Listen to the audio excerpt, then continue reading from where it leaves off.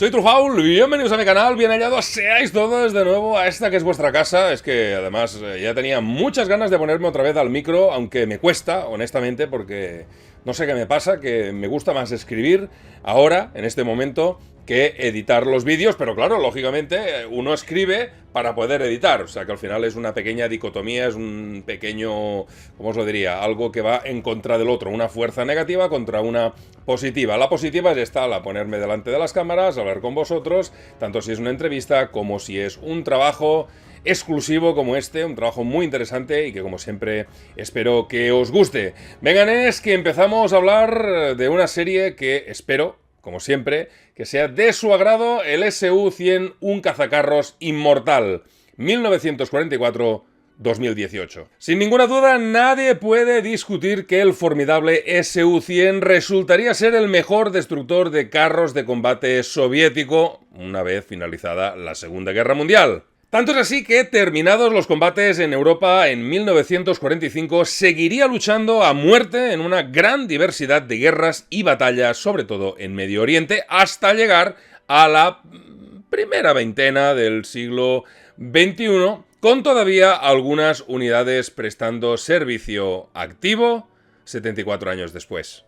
Y el SU-100 de poco más de 31 toneladas pues fue diseñado por Lev I. Gorskly y construido por Uralmash en Ekaterimburgo. Se fabricarían un total de 2.325 unidades durante la Segunda Guerra Mundial, concretamente 500 en 1944 y 1.825 en 1945 hasta la rendición del Japón en septiembre de este mismo año.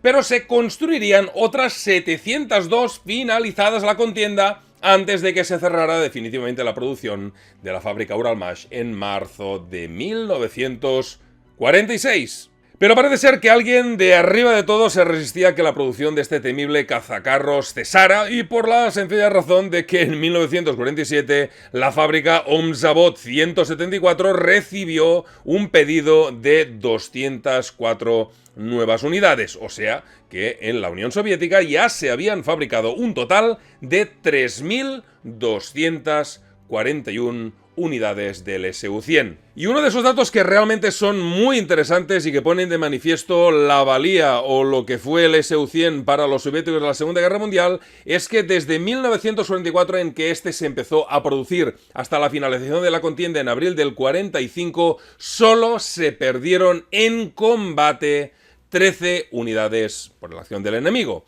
Serían principalmente, bueno, a manos de los Panzerfaust, aunque alguno que otro cayó en manos de los King Tiger. Bueno, ya sabéis, los Panzerfaust en el Panzerfaust, en el tema urbano, eran los reyes y eran unas condiciones muy poco recomendables en las que un cazacarros pudiera luchar, sobre todo sin torreta móvil, un cañón extra largo y unos movimientos que realmente eran muy lentos y muy torpes. No era el fuerte de este vehículo, lógicamente.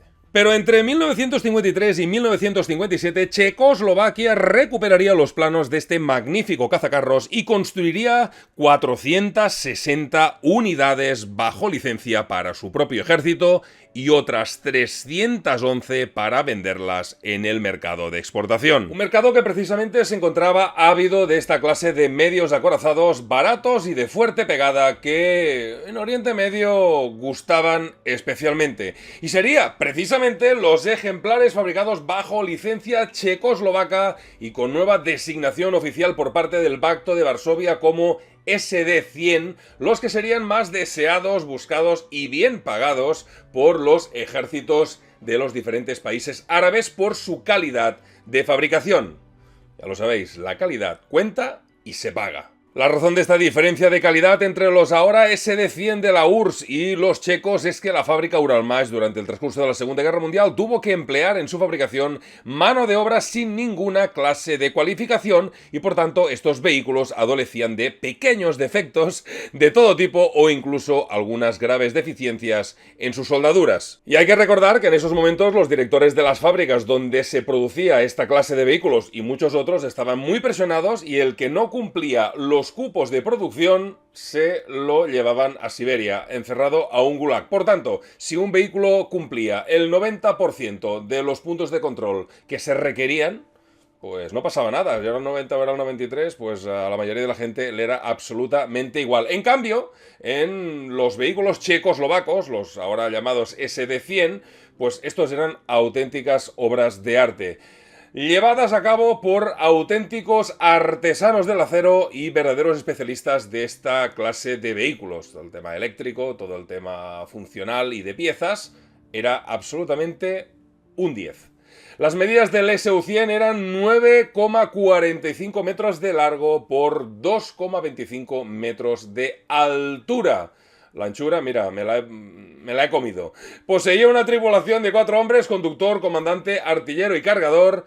Su velocidad máxima en carretera era de unos interesantes 48 km por hora gracias a un motor diésel de 12 cilindros y 500 caballos de potencia que le daban una buena autonomía de aproximadamente unos 320 kilómetros. El SU-100, al igual que otros cazacarros soviéticos de este tipo casamata, por decirlo de alguna manera, determinaba que sus características, al igual que el ISU-152, por ejemplo, pues fueran muy similares. El cañón principal se encontraba muy echado hacia adelante en el chasis y eso le otorgaba ventajas, pero también inconvenientes. Un buen ejemplo es que la elevación del cañón llegaba a 20 grados, pero tan solo a menos 3 grados de depresión. Los que jugáis a juegos de simulación realistas, pues tipo el War Thunder, os daréis cuenta que una depresión tan baja muchas veces puede significar la vida o la muerte. Pero lo peor, señores, es que el cañón solo podía girar 8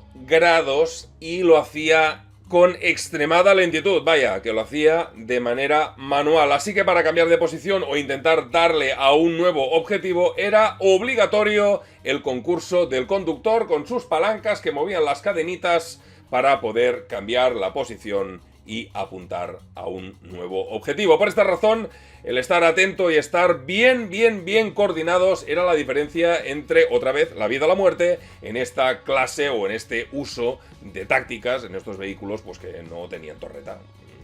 Pero para todos, no solo para los rusos, para los alemanes también. Principalmente estos se dedicaban a cazar carros enemigos en posiciones bien preparadas y sobre todo a la defensiva. A la ofensiva, bueno, ya veis la problemática que podían volver a tener. Una clara ventaja de este SU-100 es que el enorme tamaño del cañón no venía condicionado por el retroceso que podía soportar la torreta.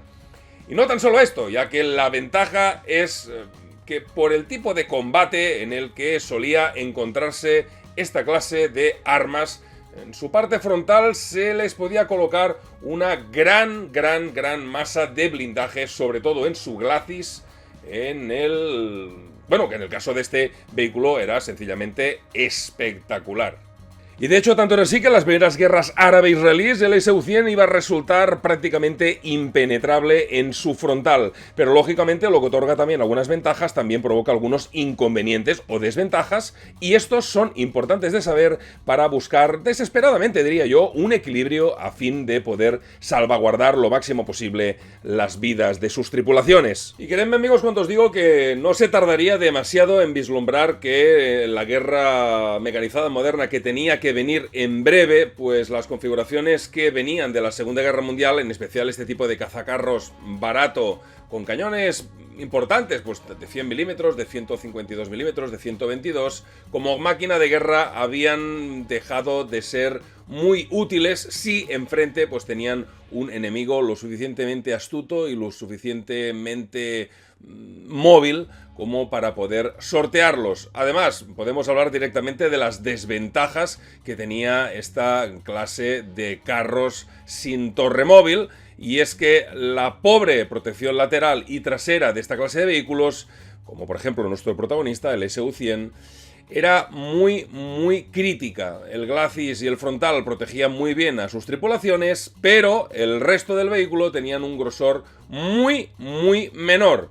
Tanto es así que lo hacían incluso vulnerables a, por ejemplo, un cañón antiaéreo, por ejemplo, un ZSU 57-2.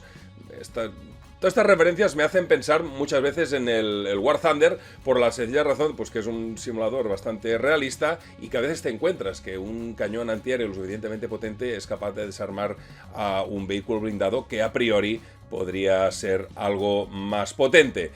De hecho, en el SU-100 había zonas que apenas tenían 20 milímetros de acero entre los ocupantes y el exterior del vehículo. Así que el uso de las tácticas, el poder avanzarse a los movimientos del enemigo y tener pues muy controlada la zona donde se iba a luchar, era absolutamente esencial para asegurar la supervivencia de los propios vehículos mecanizados.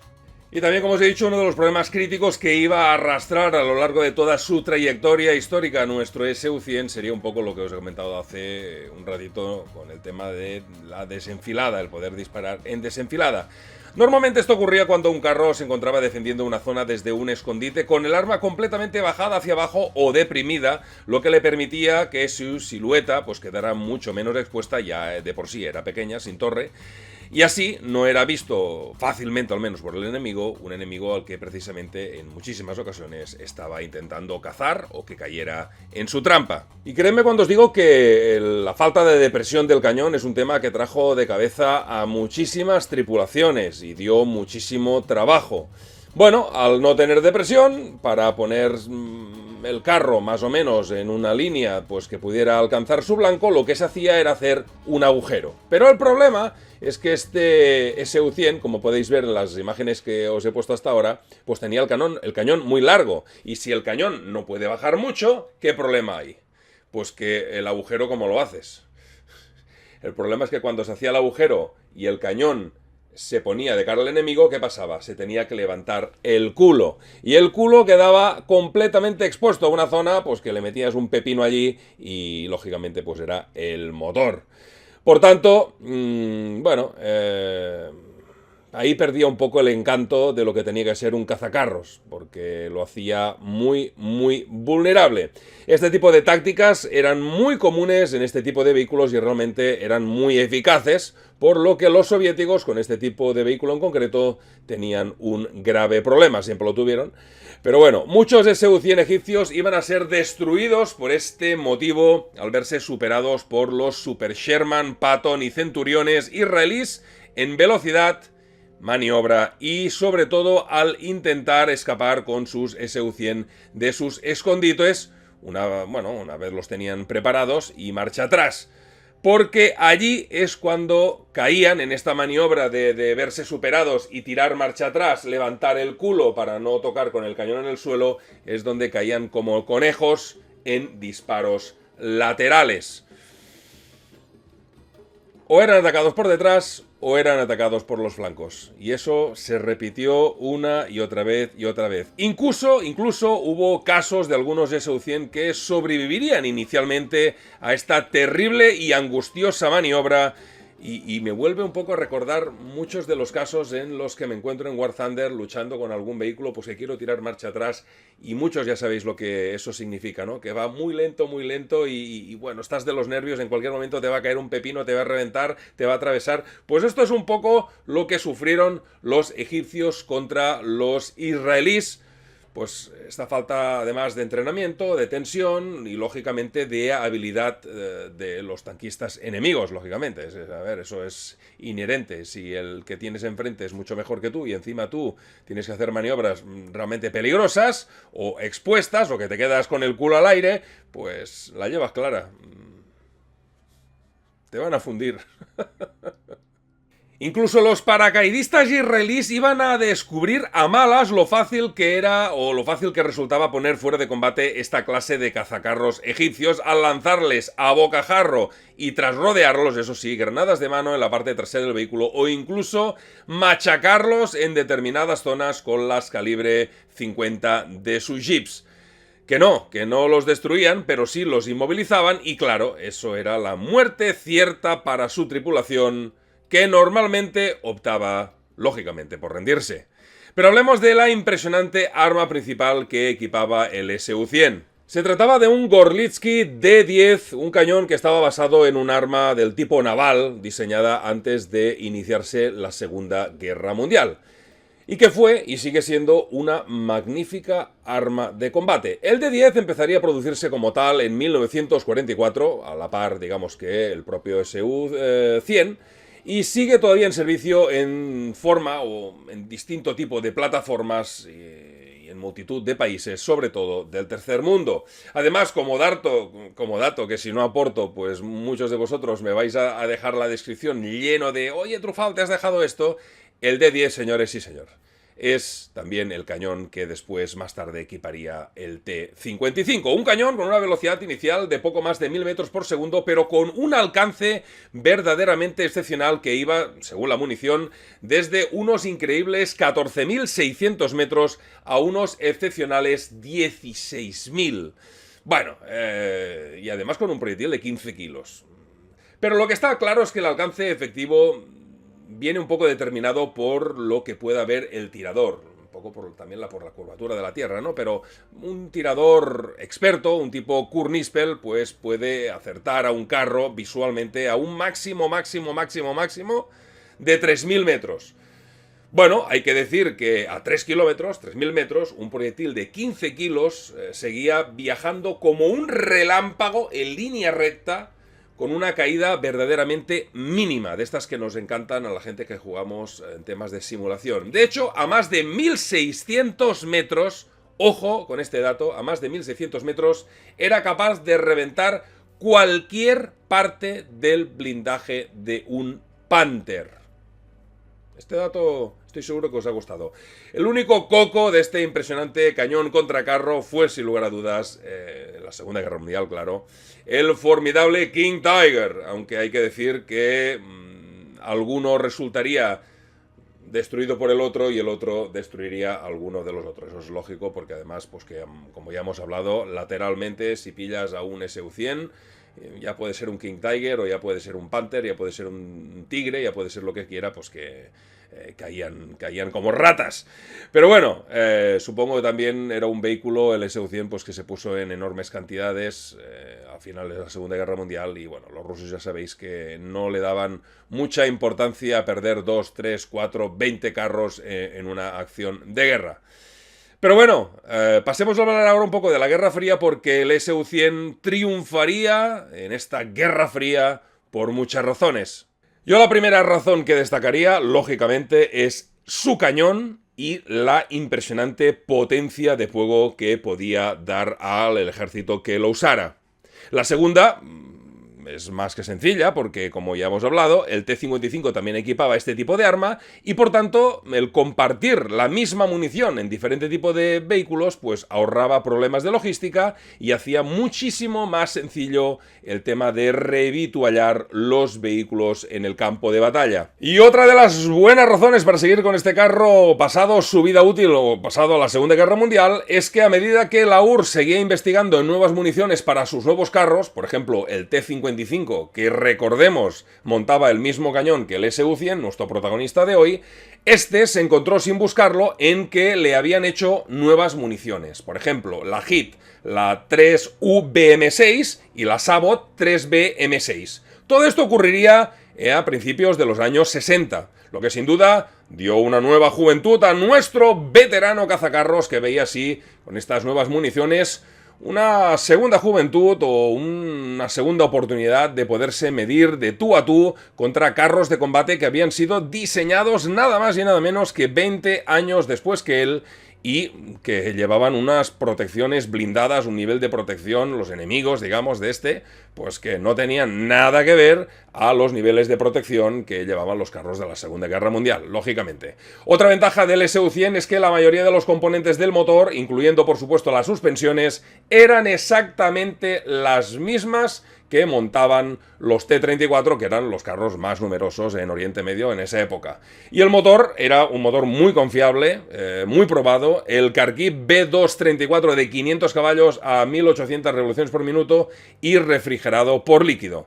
Había, lógicamente, cosas distintas entre ambos vehículos, como por ejemplo el espacio de la rueda tractora respecto a la del T-34, que había esa diferencia a resultas del notable incremento de peso que sufría nuestro protagonista en la parte delantera. Las cadenas también eran las mismas entre el SU-100 y el T-34. Concretamente unas de 500 milímetros de ancho y de 72 eslabones. Y para rizar el rizo decir que el 72% de las piezas que montaba el SU-100 eran exactamente las mismas que montaban las del T-34. En cambio, para que veáis un poco la diferencia, en el caso del T-54-55 solamente había una, ¿cómo os le diría? Un 5% de coincidencia respecto a versiones de carros anteriores. Por tanto, ya veis que el T-54-55 fue un proyecto absolutamente rompedor y absolutamente diferente de lo que se había hecho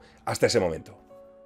Y esta fue una razón de peso por la cual la vida útil de este gran vehículo, este longevo vehículo, se alargaría de manera extraordinaria hasta día de hoy. Sigue prestando servicio en algún que otro país africano y hay otros cuantos pues que los tienen o en modo museo o los tienen vacíos, pero bueno, que en un momento dado pues se podría hacer como en Ucrania, ¿no? Poner o volver de nuevo al servicio.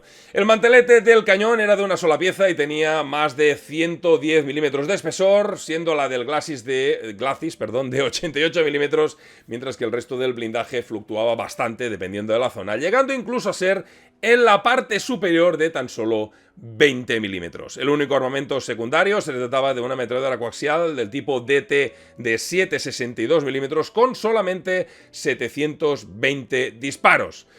Exactamente no sé por qué se le equipó con tan poca munición y por qué no se le puso una superior a modo antiaéreo. No sé, a veces me hace pensar esa gente pues que ha hablado tan mal del Ferdinand o que lo hicieron tan mal los alemanes en no equipar a este vehículo con ametralladoras defensivas para evitar ser destruido por la infantería cazacarros.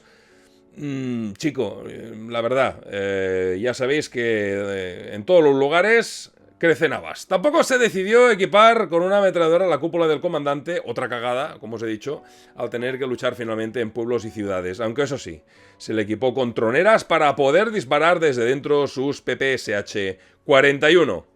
Otra de las cosas a comentar como problemas, que ya hemos hecho mención un poquito antes, es que el hecho de hacer agujeros defensivos para que el propio carro pudiera enterrarse y poder disparar en desenfilada, ya hemos dicho que eso el SU-100 no le iba demasiado bien. Quedaba expuesto de cara, de morro, o quedaba expuesto de culo, lo cual era peor. Otro de los problemas es que al ser el cañón tan largo, pues al ir en convoy, un carro detrás del otro, pues surgían accidentes. Historiadores rusos hablan de unos cuantos cañones que se tuvieron que cambiar pues por golpes contra zonas de edificios o golpes contra, sobre todo, carros que tenían enfrente y que al frenar, el otro no está al caso, el conductor de nuestro SU-100 se traga el vehículo de enfrente y el cañón queda así. Por tanto, era muy crítico el ser conductor de este vehículo. En el interior se montaron ya las versiones de exportación, las famosas AK-47, ya no las PPSH-41, pero había más, porque no tan solo existe el problema de la distancia con un cañón tan y tan largo, ya que el hecho también de vadear un paso de agua o vados de carretera, el tubo tenía tendencia a pegar contra el suelo, lo que produjo también que en diferentes épocas esta clase de cazacarros pues sufriera muchos problemas e incluso daños importantes. También a posteriori los soviéticos mandaron a los ejércitos árabes nuevas piezas o pequeños upgrades para el SU-100, como por ejemplo el cambio de las ópticas, que eran las vetustas MK4, por las TPKU-2, que eran mucho mejores, más modernas, y que iban a darle al comandante una ampliación de imagen de por 5 respecto a lo que tenía en la Segunda Guerra Mundial. También se le instalaría, aunque no en todas, en unas cuantas, un primitivo dispositivo de visión nocturna para el conductor llamado BVN. Y finalmente, para terminar con esta primera parte dedicada al SU-100 y su larga historia en combate, deciros que el SU-100 iba equipado con una radio 9RM con un alcance de unos 16 kilómetros, estando en el vehículo parado, y de 11 si se encontraba en movimiento. Los árabes intentaron actualizar esta radio a la R113, mucho más capaz y moderna, al ser la misma que montaban los posteriores y más modernos T-54 o T-55, y que era sin lugar a dudas el pilar de las fuerzas acorazadas árabes de los años 60. Y como bueno, espero que os haya gustado, espero que os haya entretenido esta primera parte dedicada a este cazacarro soviético. Espero veros muy pronto por aquí, espero que me seáis fieles. Perdonad si no me puedo prodigar o no me he prodigado más esta semana, pero asuntos, ¿cómo os lo diría? Fuera de mi o de mis posibilidades, pues me lo han hecho lamentablemente imposible. Como siempre, gracias por estar aquí, gracias a los nuevos subs, que esto va subiendo. Felices 40.000 suscriptores. Y nos vemos de nuevo muy prontito aquí con el canal, con nuevos e interesantes temas y también, entre otros, la segunda parte del SU-100. ¡Venga, nenes! ¡Nos vemos muy prontito! ¡Hasta luego! ¡Chao, chao! Ya es famoso ya el chao, chao.